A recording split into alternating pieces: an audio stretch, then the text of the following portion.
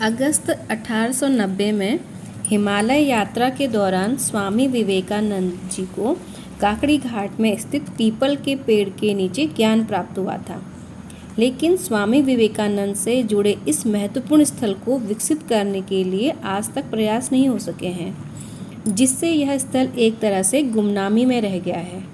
अगस्त 1890 में स्वामी विवेकानंद अपने शिष्य स्वामी अखंडानंद के साथ नैनीताल से पैदल अल्मोड़ा के लिए चले। अल्मोड़ा की राह में तीसरे दिन वह लोग काकड़ी घाट में एक झरने के किनारे पानी की चक्की के पास ठहरे। इसके बाद स्वामी विवेकानंद स्नान करने के बाद पीपल के पेड़ के नीचे ध्यान करने बैठे।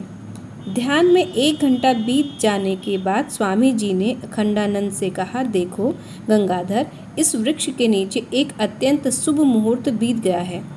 आज एक बड़ी समस्या का समाधान हो गया है। मैंने जान लिया कि समष्टि और व्यष्टि दोनों एक ही नियम से परिचित होते हैं। स्वामी अखंडानंद के पास रखी हुई एक नोटबुक में स्वामी जी ने उस दिन की अनुभूति लिख छोड़ी। उन्होंने कहा था कि अणु ब्रह्मांड और विश्व ब्रह्मांड की एक ही नियम से संरचना हुई है। उन्होंने अपनी अनुभूति की कुछ अन्य बातें भी अखंडानंद को बताई। इतना महत्वपूर्ण स्थल होने के बावजूद काकड़ी घाट आज तक भी पर्यटन स्थल के रूप में विकसित नहीं हो सका है और यहाँ पर पर्यटक आवास गृह भी बनाए गए हैं, लेकिन स्वामी विवेकानंद की स्मृति में यहाँ पर उनकी एक मूर्ति भी नहीं लगी है। इस स्थान का खास प्रचार प्रसार भी नहीं हो सका है, जिससे स्वामी विवेकानंद पर दिलचस्पी रखने वाले पर्यटकों को भी इस जगह के बारे में पता चल पाए। आज से करीब 118 साल पहले स्वामी विवेकानंद जब दूसरी बार अल्मोड़ा पहुँचे तो उनका अभूतपूर्व स्वागत हुआ। पूरे नगर को सजाया गया था। लोधिया से एक सुसज्जित घोड़े से उन्हें नगर में लाया गया और 11 मई 1897 के दिन खजांची बाजार में उन्होंने जनसमूह को संबोधित किया। इस स्थान पर तब 5000 लोग एकत्र हो गए थे। अभी अभी मैं अपने जीवन के एक महत्वपूर्ण क्षण से गुजरा हूँ। इस पीपल वृक्ष के नीचे मेरे जीवन की एक महान समस्या का समाधान हो गया है। मैंने सूक्ष्म ब्रह्मांड और बृहद ब्रह्मांड के एकत्व का अनुभव किया है। जो कुछ ब्रह्मांड में है वही इस शरीर रूपी पिंड में भी है। मैंने संपूर्ण ब्रह्मांड को एक परमाणु के अंदर देखा है। स्वामी विवेकानंद जी। स्वामी विवेकानंद जी ने अपने भाषण में यह कहा था कि यह हमारे पूर्व जन्मों के स्वप्न का प्रदेश है।